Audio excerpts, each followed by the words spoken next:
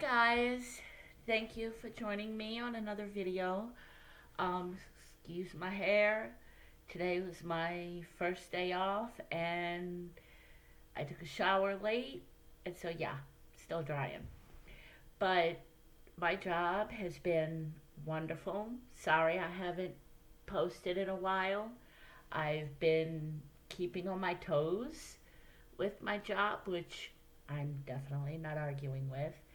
I am enjoying it tremendously. And yeah, God has been good. Um, and so today I want to talk about a couple of things.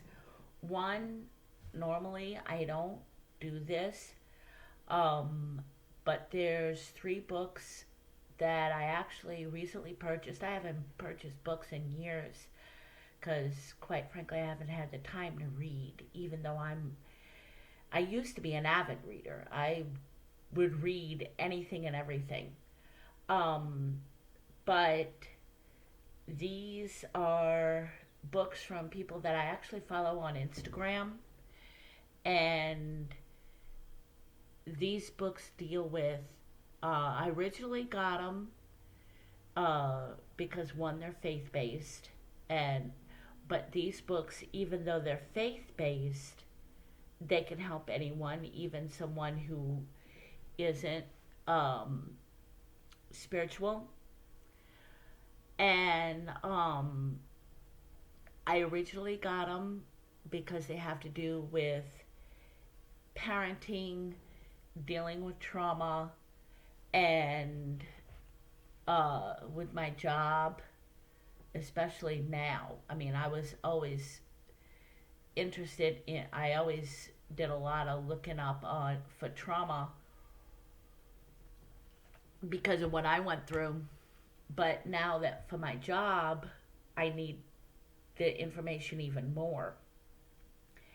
And I'm reading all three books at once, which is something I don't remember ever doing.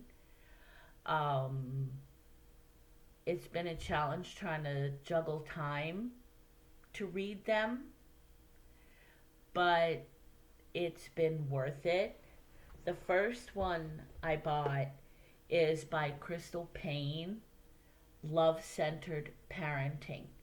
Now, it goes through, she's very candid. So far, from I'm on chapter 5, and she's very candid about what brought her to write this book and the lessons she learned from what happened that got her to write this book. Yes, it is very faith based, but I feel that a lot of people, like I said, even those who aren't spiritual, can learn from what she learned from, basically learning from her mistakes. And that's what I love.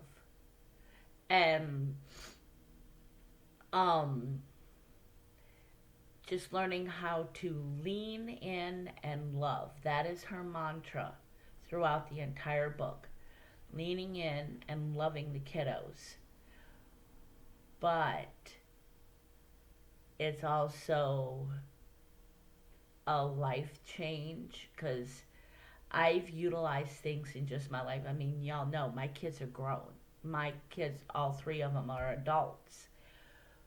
But it's helped me learn how to love others, especially in my job when I'm going to be dealing with people that maybe aren't easy to love, mainly because they've been beaten around by the world and they have this tough shell. So they put off this, tough front, and makes it hard, purposely makes it hard for them to be loved because they don't want to be hurt again. And so this has given me an insight on others as well as helping me love my kids now. even though they're adults. I mean, my kids are grown adults. My youngest one will be 21 this year. Heaven help me. But but they still need their mom. And so this helps me love them. The next one is by Jamie Finn, Foster the Family. She has an organization called Foster the Family where they wrap around foster families, helping supply their needs and stuff when they first get placements, kiddos coming in. But they also are looking to help the bio families because she's very much pro reunification, doing what, helping the bio family as much as absolute possible to have reunification. And this book is very candid about what her ideas used to be when she first went into foster parenting and what they are now. I know the lady. She and I have conversed over Zoom a couple of times. She's having a book signing about an hour's drive away from where I live at the end of the month. So I'm excited to go to that and actually meet her in person. And I really like the book so far. It's been very candid and open and real. She does not paint herself as holier than thou at all. And though I'm not a foster parent, and though it's something I've thought about and even seriously considered, I don't know if it'll ever happen that I'll be a foster parent, but I still deal with foster kids and in my line of work. And it's helped me. Yesterday I had a case where one of the littles was kind of acting out, and because of what I knew of trauma to begin with, of what I've looked up and stuff, and the book, I realized where that acting up was coming from. And I was able to coach the mom to say, hey, this is what's going on. Help them this way. And that felt good. And it's not that I'm better than the mom. The mom's just going through a rough time and needs that help. And I just happen to have the knowledge. The mom could work on it herself if she had the knowledge. So that's what I love about that book. It's very real, very raw, and it helps you understand trauma even more. Now this one, I stumbled upon. I follow this doctor on Instagram because she talked a lot about healing from trauma. I found her quite accidentally. It came up in my algorithms in Instagram. And she taught, originally I started following her because she had a lot of knowledge with the type of trauma that I dealt with. And she's a brilliant doctor out of South Africa. And at least I'm pretty sure it's South Africa. And it was what she was explaining, what I was going through, but how the brain fires off when during trauma and things like that. She goes into real in-depth explanation, but yet it was easy to understand. This switch on your brain, I have only gone through the introduction. I'm on chapter 1 right now. Oh boy. it explains a lot of things about the trauma brain, about the brain in general. But of course, I'm interested in the trauma brain. And she goes through evidence that it can all be healed and that you can get past it to where you don't have that injury anymore. At least that's what I'm understanding right now. Um, and she's also, um, she is a Christian, and she explains biblically how the what the Bible says about the brain and what science is now finding out matches up. But again, even if you're not spiritual, even if you don't believe in God, this still is amazing plethora of information, and I highly recommend it. So, um, and that kind of brings me to what I want to talk about, and that is a while back I was starting to think, I used to do all of these things um, pre X, before I had my ex, um, where I used to read a lot. Um, it was nothing for me to read a novel like, I don't know. I used to read romance novels. Now they don't appeal to me. But I used to read a romance novel within 2 days. I used to read, um, one of those big novels in a week or less. And I used to love to read. And I started thinking how I had stopped because, well, being a mom, you don't have a lot of free time. But, which I don't regret at all. I'd go through it all again if it meant that, if it was the only way for me to be a mom to my 3 kids, because I love them dearly. Um, but, and then life and abuse, trauma, there was no way that I could even think of reading. I tried reading even spiritual books, faith books, over the course of decades during my marriage when it existed, and I could never get through a book because of the abuse. My brain just was not comprehending everything. I'd have to read a page 2 or 3 times before I even close to comprehending it. So I stopped reading.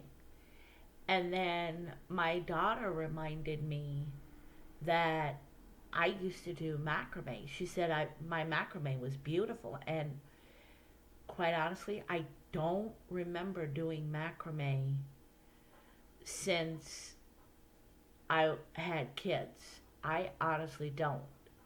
Um, I guess that's a block memory or something.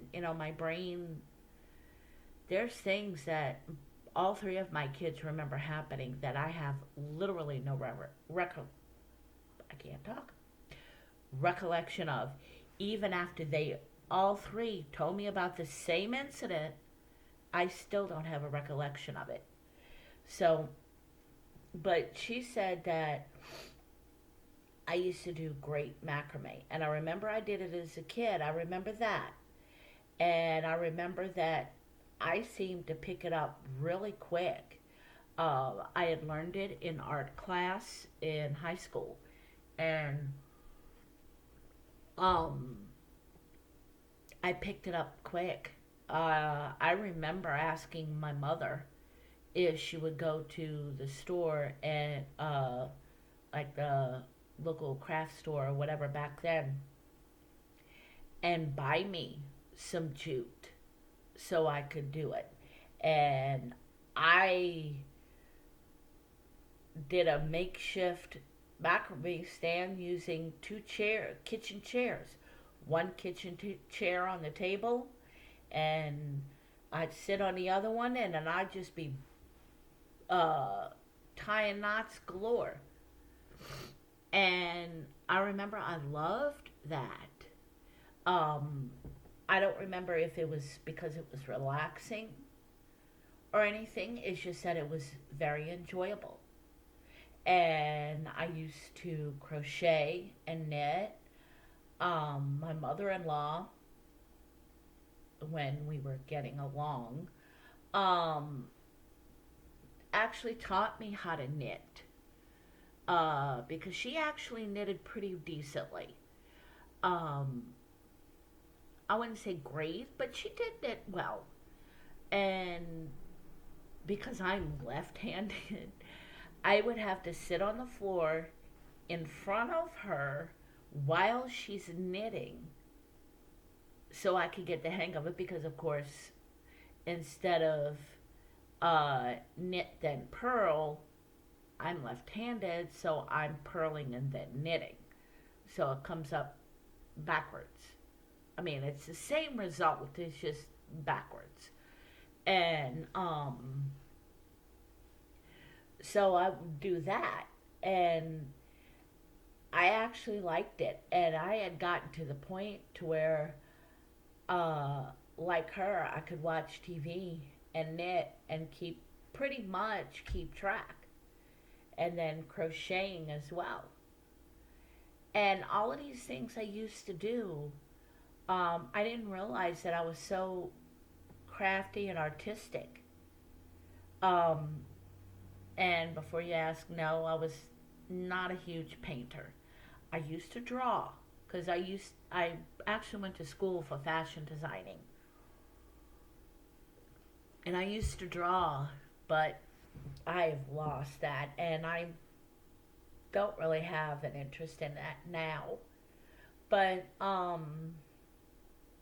although you never know, but it those things were things I did in pastime. They were my hobbies, and I lost all of that due to the abuse.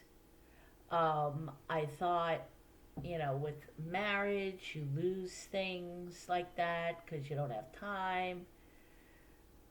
But I know women that have married, they're stay at home moms, which, in my opinion, stay at home moms are even busier because they're constantly moving, especially if you have toddlers. And yet they have time for this recreational stuff. So I started thinking about that, and that was all part of my identity of what I was before the marriage. And so that's making me want to seek that out again. Now, today's prices making it a little bit more difficult, so I'm trying to find a less expensive way of doing that. But I loved it. It was relaxing, I guess, but it was just enjoyable. And that's what I'm encouraging is whatever you used to be into, whatever it is, doesn't have to be what I'm talking about, with the macrame and the knitting and everything. You know, if it was reading, or if you loved running, and that stopped, not me running. Yeah, if you see me running, you better run too because there's something wrong. Because yeah, I don't see myself ever running for pleasure or for even exercise. Um, I'll dance for exercise, but running, yeah, no. Um, but, even if you were into that and then you got into the abusive relationship and that all stopped, do yourself a favor and get back into it because it's part of finding your identity again. Because, as I've explained in other videos, my identity was completely lost, non existent by the time I got out of that marriage.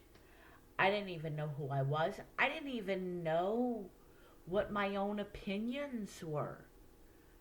Um, I remember, I think it was like that day when my daughter came over after everything went down on March 10th of 2020. Um, I'm pretty sure it was that day. I know my daughter had come over that day to just be with me. And she asked me, so what do you think about this? What do you think about that? Because she was actually wanting to know um, what my actual opinion was, because she knew that I couldn't voice my own opinion on things because I paid heavily if I did, because most of my opinions, about 50% of them at least, were different than his. And if I dared have a different opinion, literally all hell broke loose. If I stuck to it, I would if I didn't want any drama, I would have to backpedal real fast and go, oh, yeah. Okay, yeah, I see your point. My brain, don't mind me. And backpedal real quick just so I could avoid, uh, battle. So she was asking me all of these things about what I felt about this and that. And it was like, I literally said on some of the cases, you know what? I don't know. I don't know how I feel or what my opinion is, because for so long I had to agree with him on the surface that I started having that opinion myself, and including, you know, my ex is somewhat of a racist. No, he would never do, he was never into white supremacy or things like that. But he was prejudiced. And that rubbed off on me, and I did not realize it until the days following after March 10th. And I would see someone and I'd have this opinion pop into my brain. I'm like, whoa, wait a minute. No, that's it. What if it's not like this? And I had to literally retrain my brain to not have these opinions and to have an open mind. And I'm still finding that today, that there are occasions I have to do that, because these opinions were so ingrained in me that I started thinking they were mine. And so when she asked me, I had to literally tell her, I don't know. I think I feel this way, but I'm not sure. I'm going to literally have to take this time and figure it out. And quite honestly, that's part of why I took back my maiden name when I got divorced because I didn't want to have that last name at all. I mean, it's my kids' last names, and I'm not ashamed of it. Um, I still love my sister-in-law to pieces. Quite honestly, I would love her no matter what because she and I were friends. It's ironic. She and I were friends before I ever knew my ex-husband, and I did not get introduced to him by her. It was by another mutual friend. So that's kind of funny right there. But, and so I'm not ashamed of the name. It's just that I'm not that name anymore. And I wanted my own name. I, because of the abuse I dealt with my father, I kind of considered getting my name legally changed to my mother's maiden name. But I decided against that because I didn't want to deny all my cousins on that side of the family because I have some dear cousins that I love tremendously. And the family history on that side is actually something to be proud of. So I didn't want to deny that. But, and then also, and this is sad to say, he never wanted to hear anything about my side of the family at all. And part of why I was considering taking on my mother's maiden name was because he couldn't stand it. Not the name itself, but the family, because my mother's side of the family is tremendous. I mean, y'all, my mother's one of 8 kids. I'm the 5th oldest of 26 grandkids. And I don't even know how many great grandkids there are. And now great great grandkids. I mean, my grandparents have passed away long ago, but it's still part of the family. And for a huge family, we're all super close. Now, there's some that I'm not as close to as others, but I know that they've got my back. I mean, I know that they're there for me. And I'm there for them. So, we're all really close, comparatively speaking. And he could never stand that. I think part of it because he was jealous of it, because it was just he, his mom, his sister and brother, and then his sister's son. And that was it. And his grandmother when she was alive. And that was it. And you would think he'd have been happy that I had a big family and that he was part of it, because my family embraced him, even though some of my family couldn't stand him because they kind of saw through him. They still loved him. My family, you bring somebody marries into the family, your family for life. That's it. Unless you do something horrible, like my ex did, your family for life, no matter what. And my ex couldn't stand that. So I had to even stop talking about that side of the family. And he especially could not stand my father's side of the family because he couldn't stand my father. And though I understand it, it was not without justification. I realize now that part of why he couldn't stand my father is because they were a lot alike. So I think that had a lot to do with it. You usually the person you dislike the most is the one that's most like you. In a lot of cases. So, But that's why I took my name back, because it was part of my identity, and an identity that I had lost.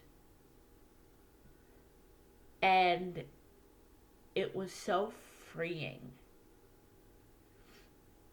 when I started getting my identity back. I mean, the very first thing I did, literally within, I'd say a week or two, not even a week, a couple of days after he was removed, I still had the truck that uh, he and I bought while together, because I didn't get a new vehicle until after the divorce happened.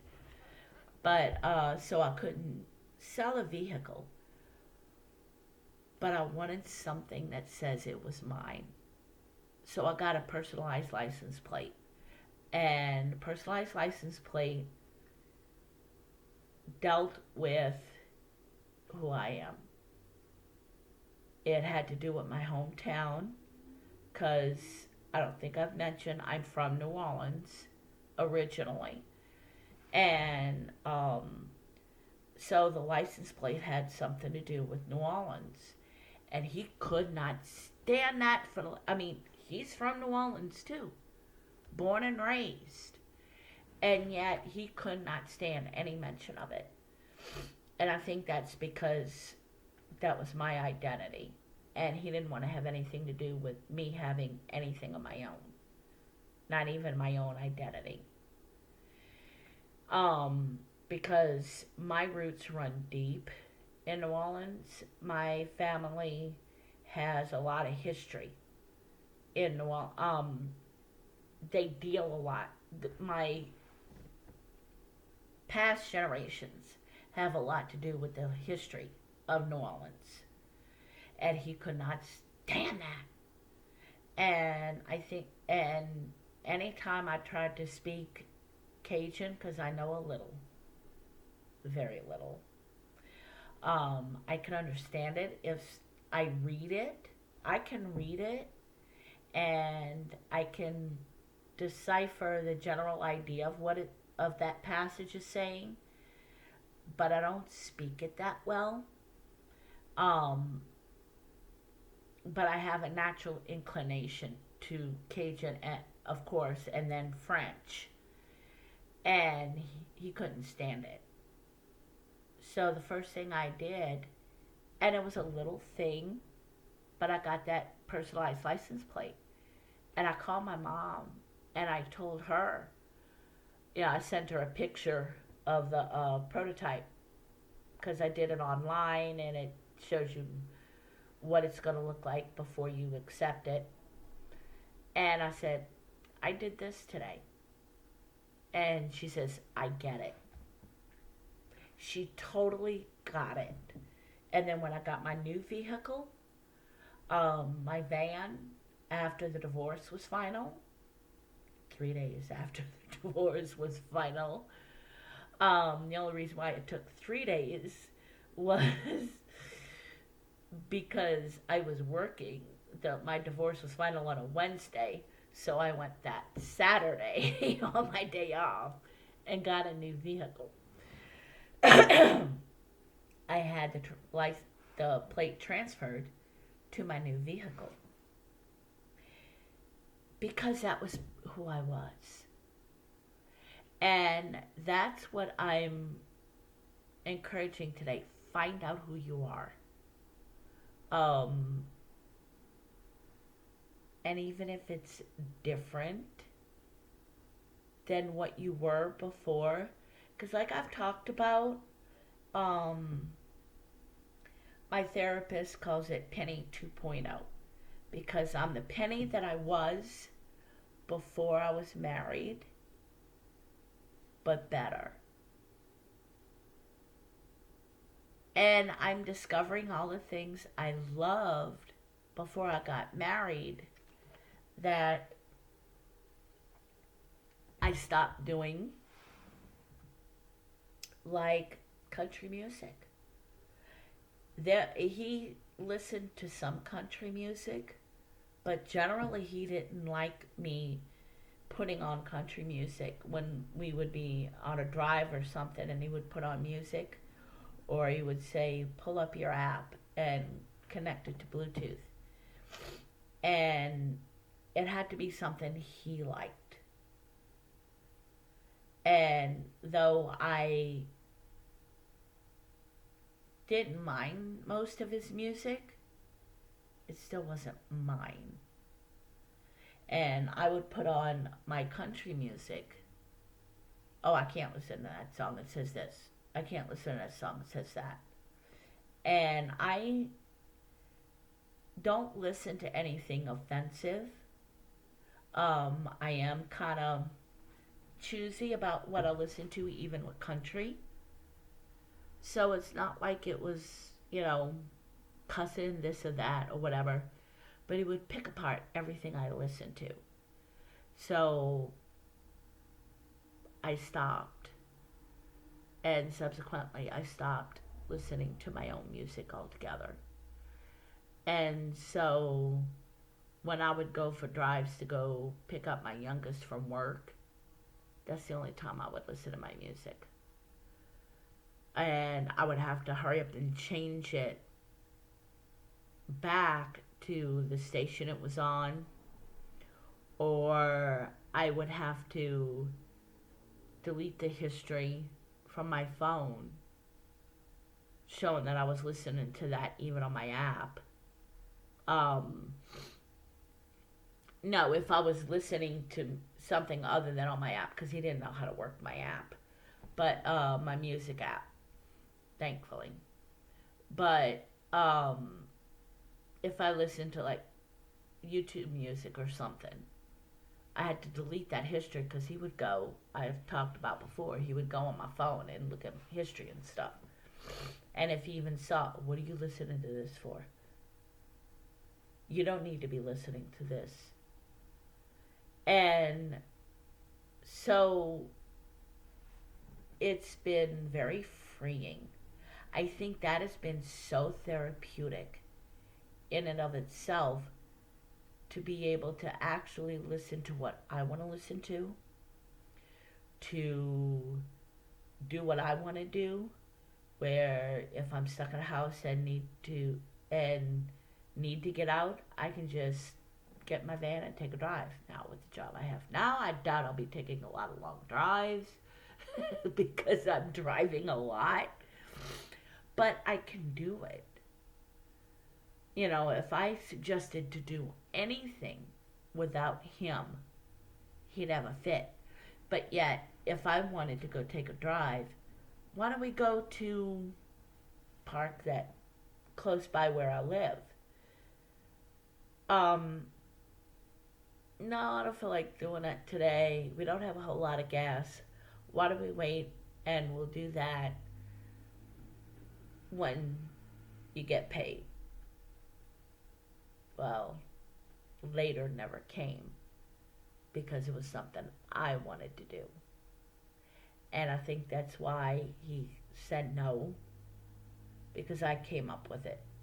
Because if he had come up with it, it'd be all copacetic.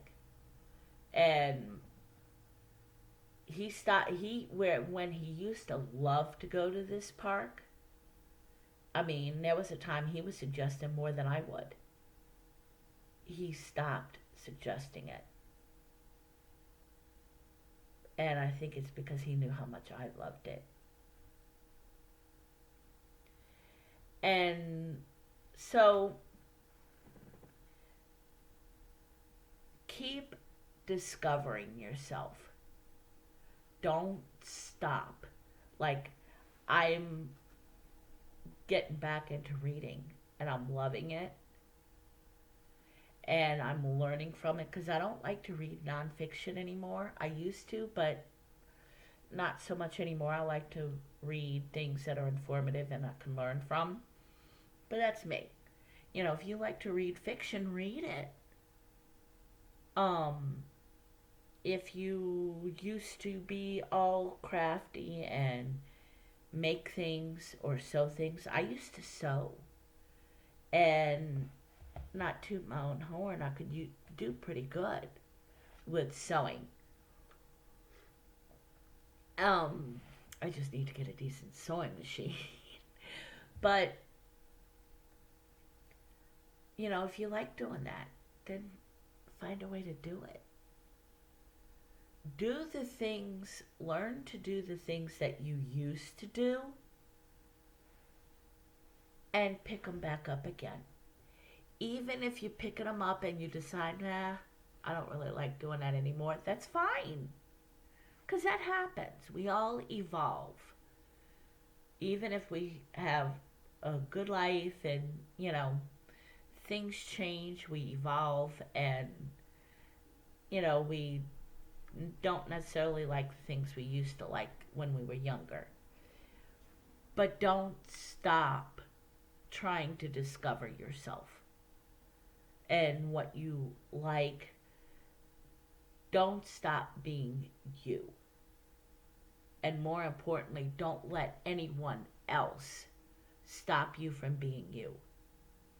Because that's my thing now. I'm me. You like me or you don't. If you don't like me, fine. Have a nice life. See you later. As long as you don't come after me and try to mess with me, it's all cool. Not everybody's gonna like me. But I'm me.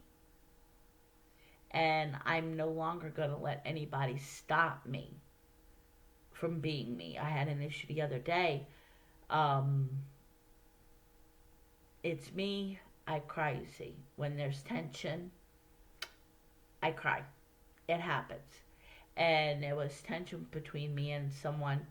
And, well, minor tension. Not really that bad.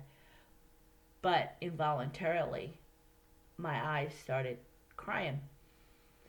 And the person's like, well, I'm not going to talk to you if you're going to cry like this, because I can't stand to see you cry. And it's like, that's your decision. This is me. This is who I am. I don't intentionally cry. I try to stop myself from crying and things like that. But it just happens. It's me. So, I understand you don't want to make me cry. You're not necessarily making me cry. This is how I react to things. And maybe it's a trauma thing. I don't know. But it's just who I am. And so don't let anyone stop you from being you. No significant other is worth it. Kind of, sort of why I'm still single. I mean, I'm not really looking. Like I've said in previous videos, if God wants me to have a man, he's going to have to bring the man to me and have a big neon sign. This one. Because, yeah, I'm having fun being single and just discovering myself. Yeah, I have times when I get lonely and wish I had that partnership. Um, but ultimately, I'm having fun just being me and enjoying discovering myself all over again. It's been a journey, and I love the journey. I've been, like I said, I've been doing things that I haven't done in literally decades.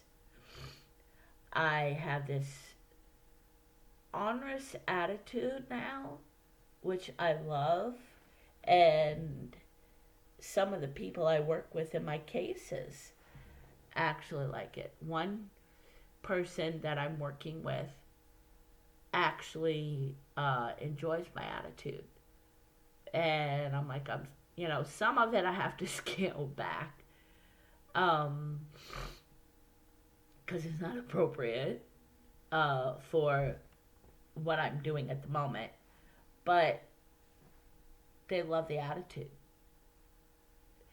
And I love being me. I love having that attitude out there. Because, y'all, I'm full of attitude. If you know me personally, you know I'm full of attitude. But I'm loving it because it's me. And that's what I'm encouraging. Be you. Well, y'all have a good day, and I'm going to try to get these videos on a regular basis again. Just bear with me until I get a flow going with my job. But y'all have a good week. Stay blessed. Bye.